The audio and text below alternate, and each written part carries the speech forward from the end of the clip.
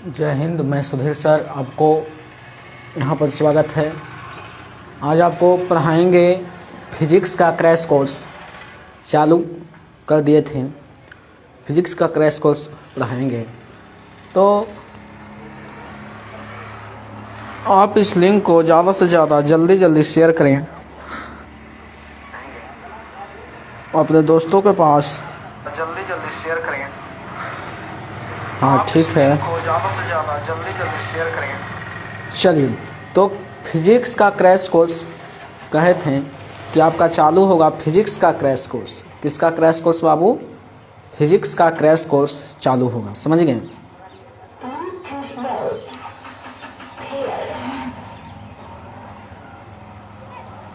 Physics का crash course बहुत ही बेहतरीन ढंग से आपका चालू यहाँ होगा, समझ गए?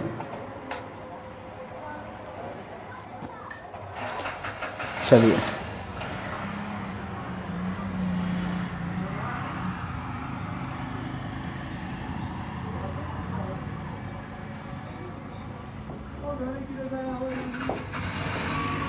फिजिक्स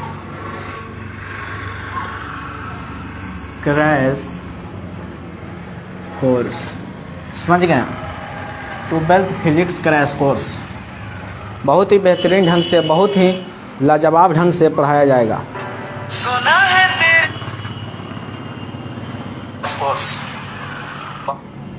चलिए ठीक है, चलिए बाबू ध्यान से समझते हैं, ध्यान से समझेंगे। पूरा बात को गौर करना है, ध्यान से समझना है, समझ गए?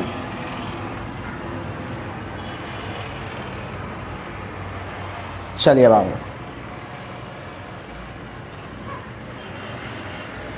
चलिए, कहीं भी कोई दिक्कत होगा आप कमेंट कीजिएगा, कहीं भी कोई प्रॉब्लम होगा आप कमेंट कीजिएगा, ठीक है? चलिए, लिंक को जल्दी ज़्यादा से ज़्यादा शेयर करें, ज़्यादा से ज़्यादा शेयर करें इस लिंक को, समझ गए? पहला क्वेश्चन इसमें लेकर चलते हैं। पहला क्वेश्चन,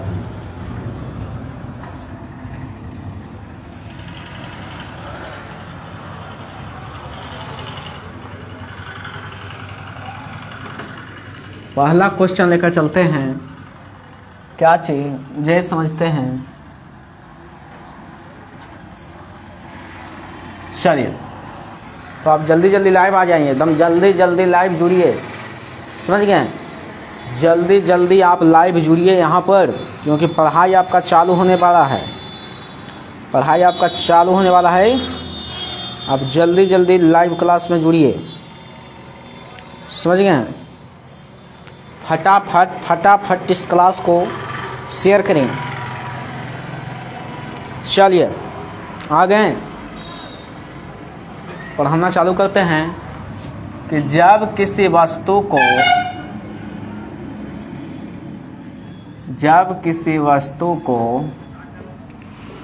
आवेशित किया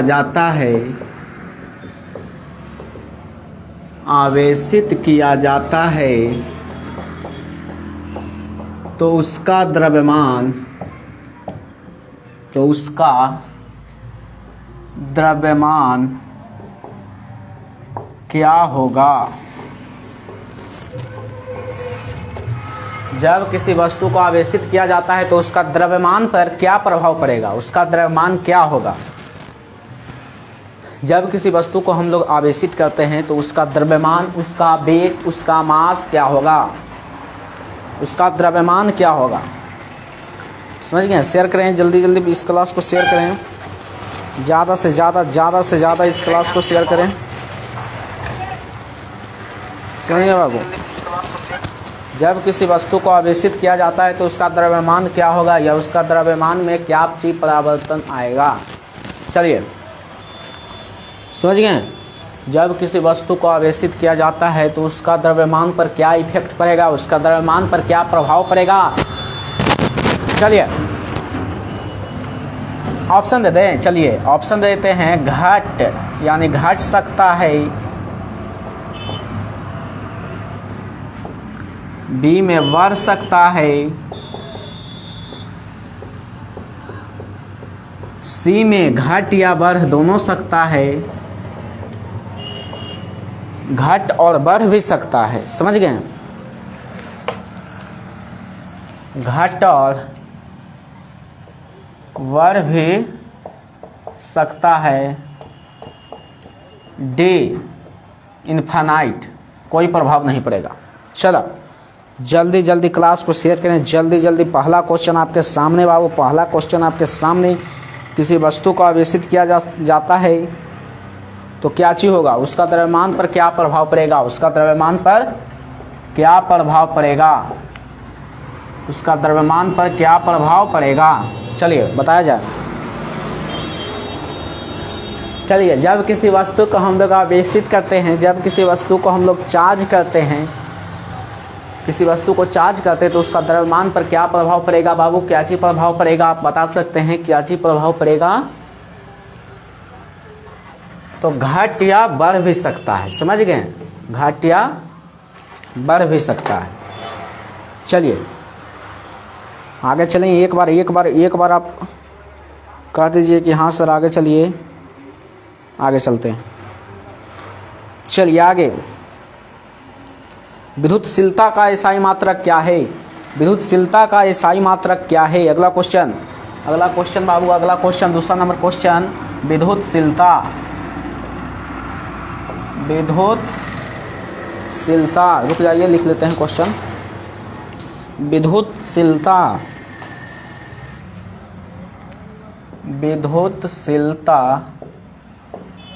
का एसआई मात्रक क्या होता है, विद्युतशीलता का एसआई मात्रक क्या होता है। ऑप्शन में देखिएगा, newton metre C2,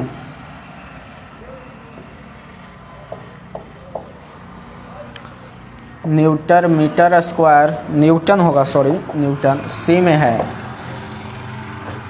N-1 M2C-2, D में इनमें से कोई नहीं, बताया जाए। क्वेश्चन है कि विद्युतशीलता का एसआई मात्रक क्या होगा, विद्युतशीलता का एसआई मात्रक क्या होगा, बताया जाए। विद्युतशीलता, बहुत अच्छा क्वेश्चन, बहुत इंपॉर्टेंट क्वेश्चन है। विद्युतशीलता का एसआई मात्रक क्या होगा, विद्युतशीलता का एसआई मात्रक क्या होगा। इसका सही आंसर, राइट आंसर है ए। कोई दिक्कत। अगला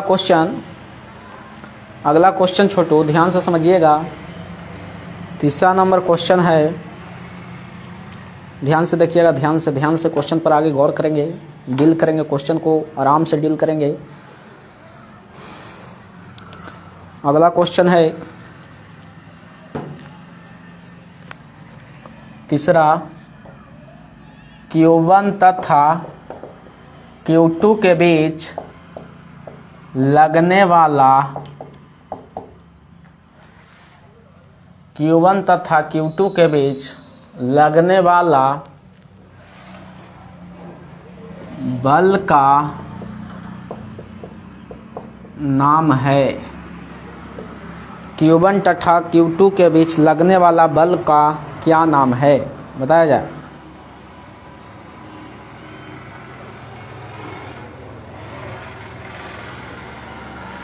चलिए बाबू,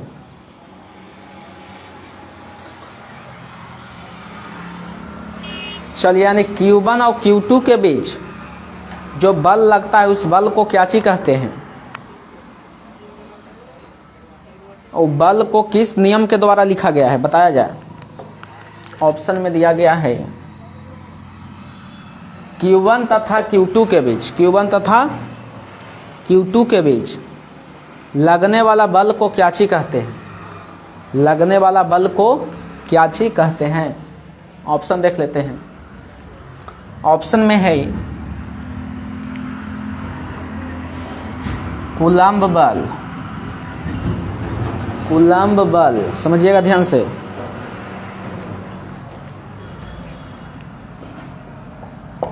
कूलम्ब बल। बी में है गुरुत्वाकर्षण बल, गुरुत्वा, रुक जाइए, बी में है गुरुत्वाकर्षण बल, सी में है स्थैतिज बल, स्थैतिज बल, डी में है इन तीन में से कोई नहीं। बताया जाए क्वेश्चन उठा बाबू, क्वेश्चन उठ रहा है रे। क्वेश्चन उठा क्या चाहिए कि Q1 तथा Q2 के बीच लगने वाला बल का नाम क्या है। Q1 तथा Q2 के बीच जो लगता है बल, उस लगने वाला है, जब वाला छूट गया है, लगने वाला बल का नाम क्या है बताइए। तो इसका सही आंसर और राइट आंसर है, बता सकते हैं तो आप कमेंट में जवाब दे सकते हैं। सही आंसर है कूलम्ब बल। अगला क्वेश्चन, चौथा नंबर क्वेश्चन है,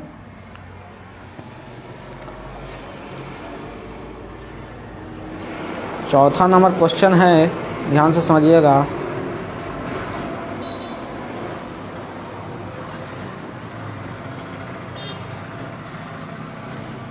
विद्युत क्षेत्र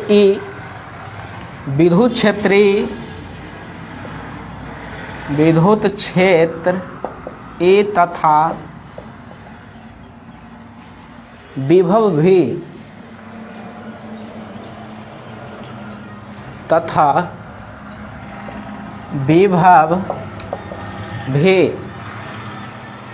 के बीच संबंध